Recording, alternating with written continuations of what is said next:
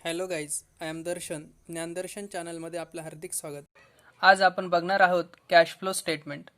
म्हणजे मागच्या वर्षापेक्षा या वर्षी आपल्या बिझनेसमध्ये कॅशमध्ये किती तोटा झाला किंवा किती घट झाली आणि किती वाढ झाली हे बघण्यासाठी आपल्याला कॅश फ्लो स्टेटमेंट बनवावं लागतं. त्याच्यासाठी आपण या उदाहरणाच्या साहाय्याने आपण कॅश फ्लो स्टेटमेंट बघणार आहोत. Following is the cash flow abstract of Alpha Limited for the year ended 31st March 2017. Cash flow तिचं आपल्याला कॅश फ्लो बनवायचं आहे. आता इथे इनफ्लो आणि आउटफ्लो दिलेले. Inflows opening balance cash 10,000, bank 70,000. त्यानंतर share capital shares issued 5 lakh, collection on account of trade receivables 3,50,000, sale of fix assets 70,000.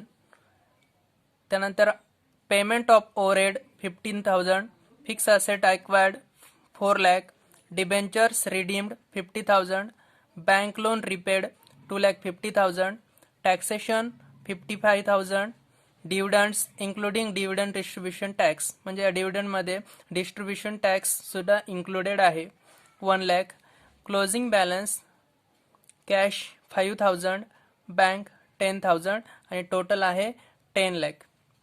Prepare cash flow statement for the year ended 31st March 2017 in accordance with accounting standard 3.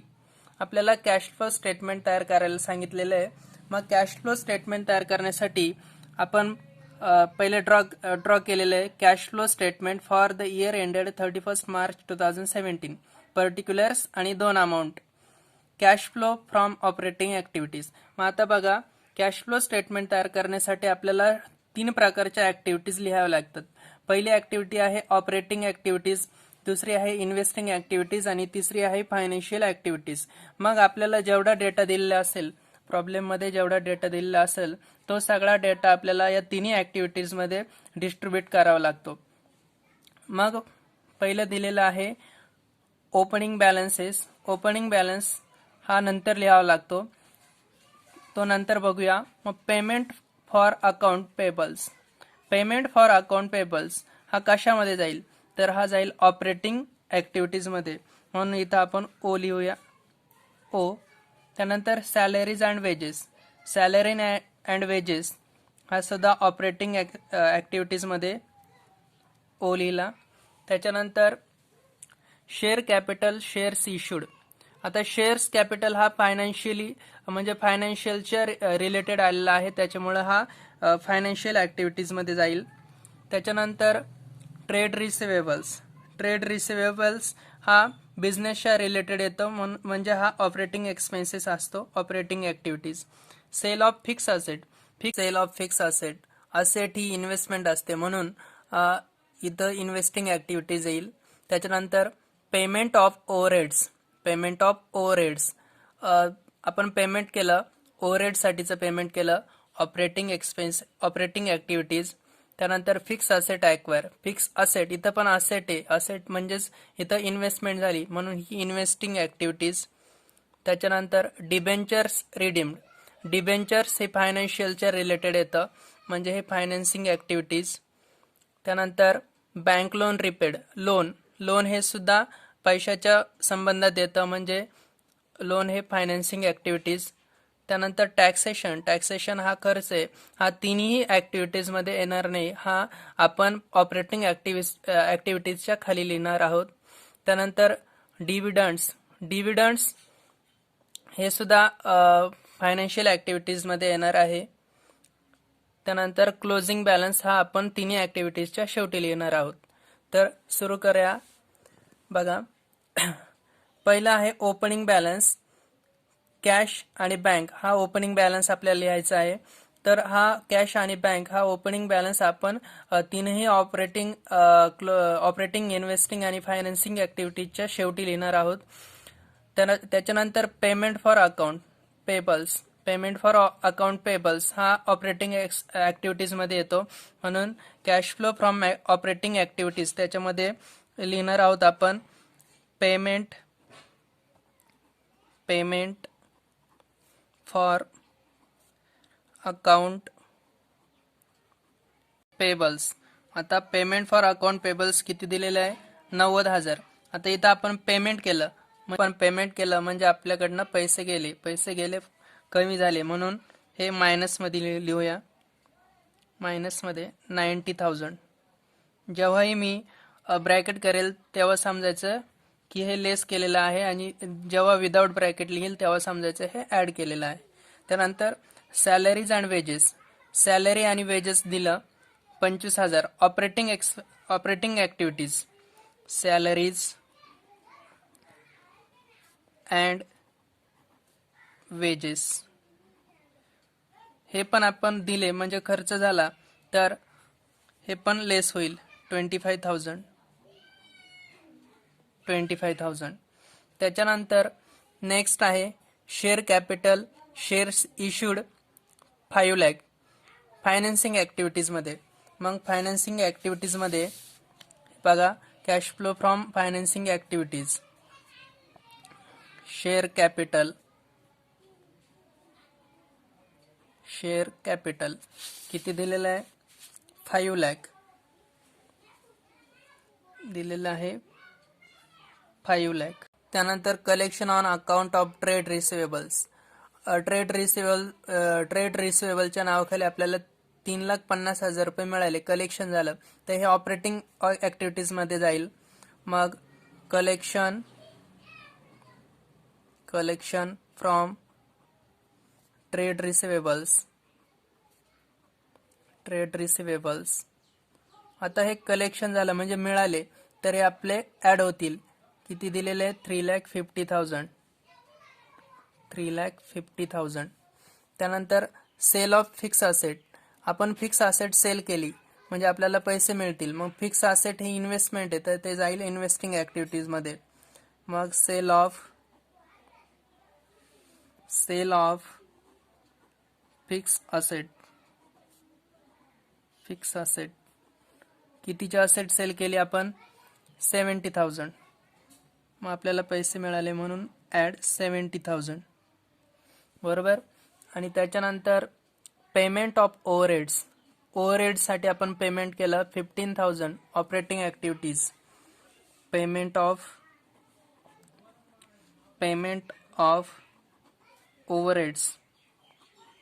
Overheads आपण payment केलं 15,000. Payment केलं म्हणून लेस होईल, minus 15,000. त्याच्यानंतर fix asset acquire. Acquire म्हणजे आपण fix asset घेतली तर आपल्याकडनं पैसे जातील. मग फिक्स असेट ही इन्व्हेस्टमेंट असल्यामुळे इन्व्हेस्टिंग ॲक्टिव्हिटीजमध्ये ॲक्वायर ऑफ फिक्स असेट घेतली तर आपल्याकडनं पैसे गेले. किती रुपयाची घेतली होती आपण? 4 लाख, म्हणून मायनस 4 लाख. त्याच्यानंतर डिबेंचर्स रिडीम्ड हे जाईल फायनान्सिंग ॲक्टिव्हिटीजमध्ये 50,000. डिबेंचर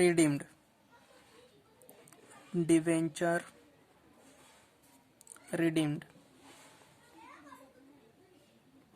आणि हे 50,000 लेस होतील. 50,000. आणि त्यानंतर आहे bank loan repaid. Bank loan आपण घेतलेलं होतं, पण आता आपण ते रिपेड केलं, परत दिले, म्हणजे आपल्याकडनं पैसे गेले. मग हे बँक लोन असल्यामुळे ते फायनान्शियल ॲक्टिव्हिटीजमध्ये जाईल. मग फायनान्शिंग ॲक्टिव्हिटीजमध्ये बँक लोन रिपेड आणि परत दिल्यामुळे पैसे गेले, म्हणून लेस किती अमाऊंट दिलेली आहे? 2,50,000. लेस 2,50,000. त्यानंतर नेक्स्ट आहे टॅक्सेशन. आता हे टॅक्सेशन कोणत्याच ॲक्टिव्हिटीमध्ये येणार नाही, त्याच्यामुळं हे ऑपरेटिंग ॲक्टिव्हिटीजच्या खाली लिहिणार आहोत आपण. सगळ्यात इथे लिहूया टॅक्सेशन. हा टॅक्स आपण दिलेला आहे, खर्च झालेला आहे, म्हणून हा लेस करूया, मायनस 55,000. त्यानंतर आहे dividend including dividend distribution tax. Dividend दिलेलं आहे त्याच्यामध्येच डिव्हिडंड डिस्ट्रीब्युशन टॅक्स हा इन्क्लूड आहे. मग डिव्हिडंड दिला तर खर्च झाला. मग फायनान्सिंग ॲक्टिव्हिटीजमध्ये डिव्हिडंड किती अमाऊंट दिलेली आहे 1 लाख. मग खर्च झाला म्हणून -1 लाख. त्यानंतर क्लोजिंग बॅलन्स दिलेला आहे कॅश 5000 आणि बँक 10,000. मग आता क्लोजिंग बॅलन्स दिलेला आहे पण त्याच्या आधी आपण प्रत्येक ॲक्टिव्हिटीजची टोटल करूया. मग पहिली ॲक्टिव्हिटीज आहे ऑपरेटिंग ॲक्टिव्हिटीज, त्याची टोटल. मग बघा पहिले 3,50,000 मायनस 90,000 मायनस 25,000 मायनस 15,000 टोटल आली 2,20,000. इथं टोटल आली 2,20,000. त्याच्यामधनं टॅक्सेशन लेस करूया. मग -55,000 1,65,000. मग हे 55,000 लेस करून आपल्याकडे अमाऊंट आली 1,65,000. मग त्याला नाव देऊया net generated from operating. Net cash generate झाली ऑपरेटिंगपासनं 1,65,000. हे 1,65,000 इकडे जसे तसे लिहू. त्यानंतर cash flow from investing activities त्याची टोटल करूया. मग 70,000 हे पॉझिटिव्ह आहेत आणि 4 लाख हे निगेटिव्ह आहेत, म्हणजे हे निगेटिव्ह उत्तर येणार याचं. मग 70,000 मायनस 4 लाख 3,30,000 मायनसमध्ये येईल 3,30,000 म्हणून net cash generated from investing activities मायनसमध्ये 3,30,000. त्याच्यानंतर cash flows from financing activities. आता फायनान्सिंग ॲक्टिव्हिटीजची टोटल करूया. मग आहे 5 lakh minus 50,000 minus 2,50,000 minus 1 lakh. तर टोटल आली 1 lakh.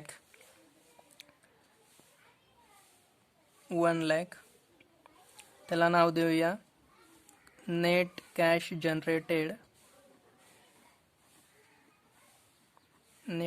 Generated from financing activities. प्रत्येक ॲक्टिव्हिटीजची आता आपण टोटल केलेली आहे. त्याच्यानंतर आपल्याला जो ओपनिंग बॅलन्स आणि क्लोजिंग बॅलन्स दिलेला आहे तो लिहून घेऊया.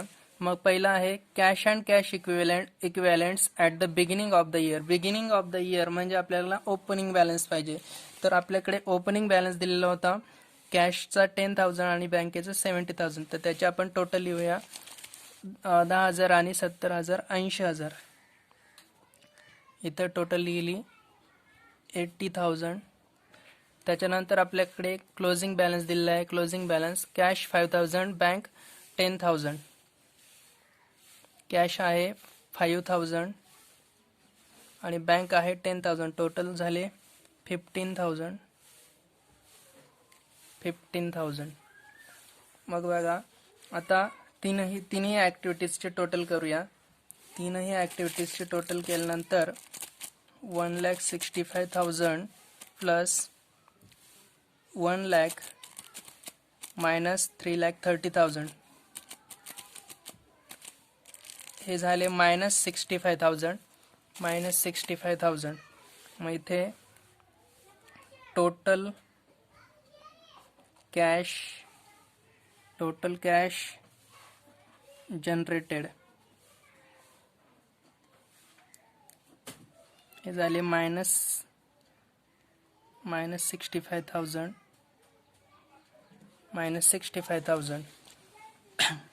मग आता आपल्याकडे ओपनिंग बॅलन्स होता 80,000 आणि आता आपला खर्च झाला 65,000.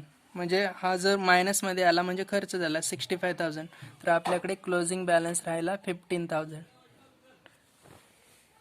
मित्रांनो, हे बघितलं आपण कॅश फ्लो स्टेटमेंट. मित्रांनो, अशाच प्रकारच्या नवनवीन एज्युकेशनल व्हिडिओ बघण्यासाठी आमच्या ज्ञानदर्शन चॅनलला लाईक करा, शेअर करा आणि सबस्क्राईब करा. धन्यवाद.